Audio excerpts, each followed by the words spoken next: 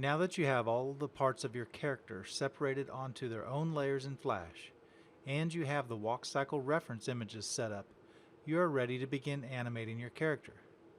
This can be a time-consuming and tedious process, but your attention to detail and willingness to be precise in this process will have a major impact in the quality and believability of your final walk cycle. I will show you the basics, then it will be up to you to do the work and put your own unique touches on your animation to make it come to life. Each character, depending on proportions and unique design characteristics, will vary somewhat. Let's get started. Start by drilling down into the GR Walk Cycle graphics symbol timeline by double-clicking on the symbol on the stage in Scene 1. You will know that you are one level deep by looking at the breadcrumb trail up here in the upper left-hand corner. It should say Scene 1 and then GR Walk Cycle.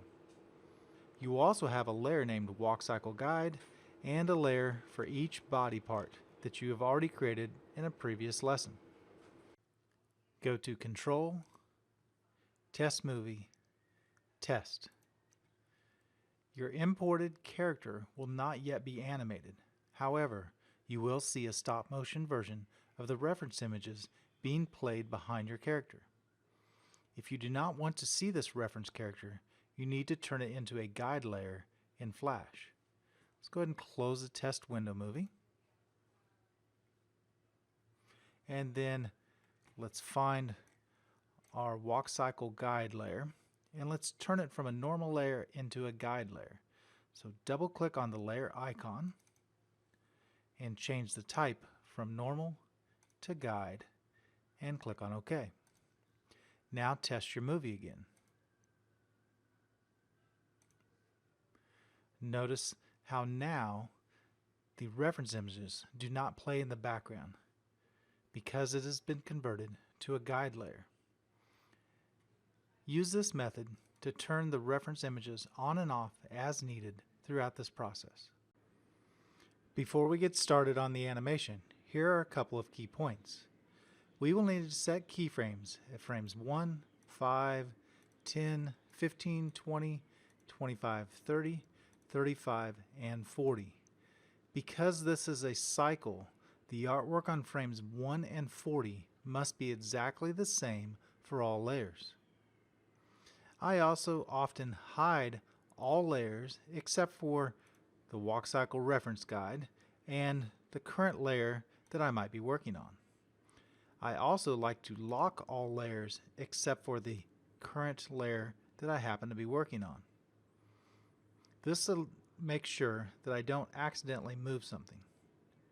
Occasionally I will also create guides at various stages to help me align objects. You can create new guides, you can show them, you can lock them, and you can even clear all of the guides as necessary. I will start by animating the body, then move on to the other body parts. There is no right or wrong place to start exactly, but I find getting the core of the character down at first helps me when animating the rest of the parts. Start by locking all layers except for the body layer.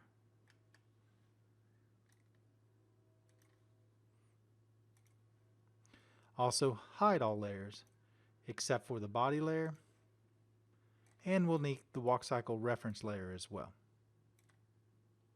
So my work is going to be done up here on the body layer. The body is in the correct position here at frame 1, so we don't need to do any adjustments to it at frame 1. If this piece were to rotate at all, it would be critical that I set the location of the registration point now. But in this example, my body will not rotate, so it's not really necessary. Now earlier, I drew these guides up here to show the position of the head of my reference image.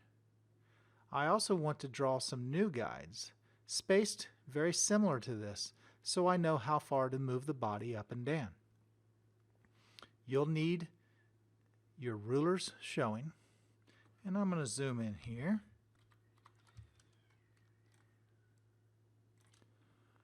and I'm at frame 1, so I'm going to mark the top of the body at frame 1 because it's in the right location. And then I'll need to be moving it down, so that's frame 1's location. I'll be moving it down this much, so I'm going to try to match that here. Something about like that. That looks pretty good. And then I'll need to move it up eventually, so I need the difference between these two. I'm just doing this visually and marking where the body should be at its highest point, its middle point, and its lowest point. Okay, so now I can add a keyframe out here at frame 5. So I'm on the body layer, go to frame 5, right click, insert keyframe. And I need to move the body down from here to here.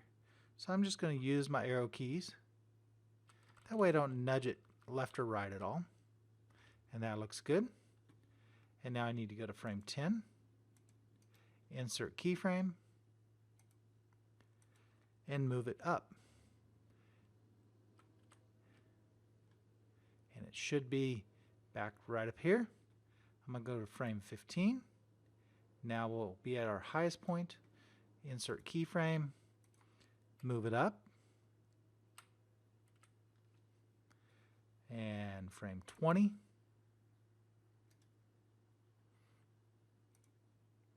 And I'm moving it down again.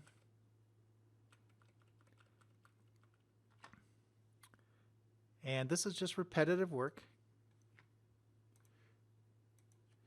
But it's important that you take your time, that you're accurate, and that you're precise. And moving it back up. And over here at frame 35, we'll move it up one more time. Now, I've gotten all of these frames. It's going up and down. Now, as I said earlier, since this is a cycle, the artwork at frame 1 and the artwork at frame 40 need to be identical.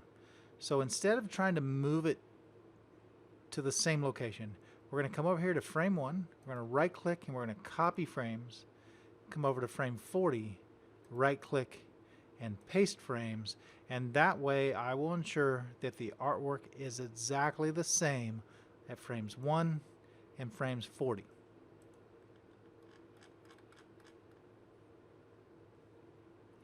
Now you probably want to test your movie.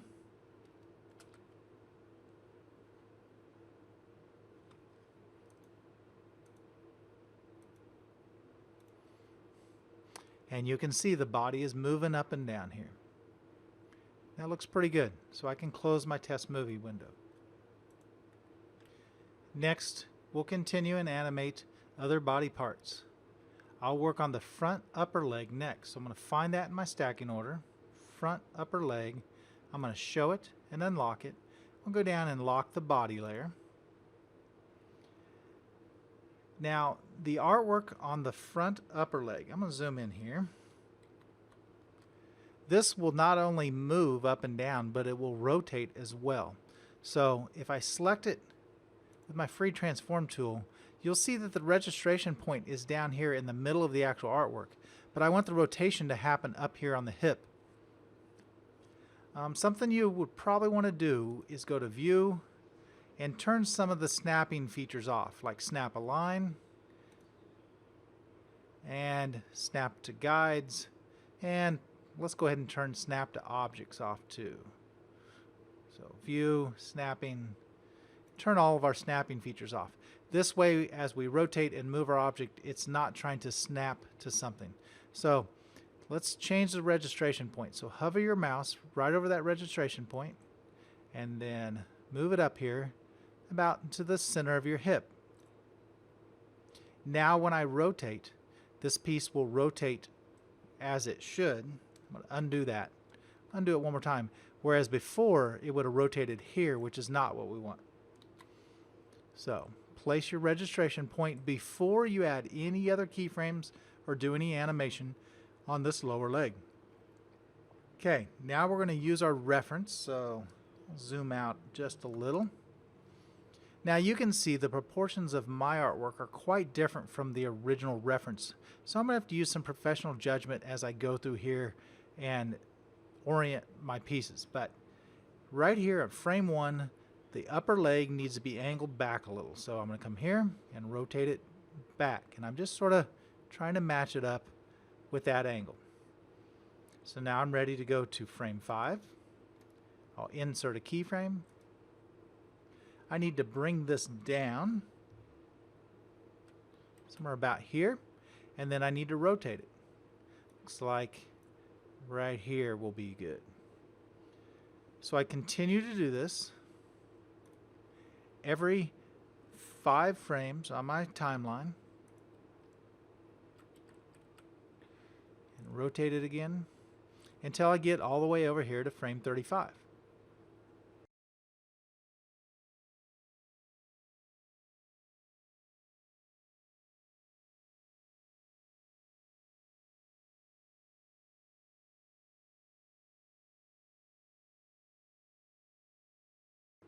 Now, remember, frames 1 and 40 need to be exact, so I'll copy frames, and then I will paste frames.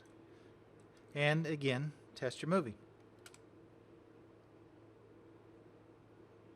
And that's looking pretty good. If you see something you don't like, you can always scrub your timeline and go back and make adjustments as necessary. You'll do those right here on the keyframe. So if you think this is off just a little, maybe come to this keyframe, maybe rotate it just a little more, whatever you think it needs. The rest of the animation is simply repeating this process over and over on each body part. I usually work my way down the leg through the foot, then move on to the other leg, then the front and back arms, and finally the neck and head.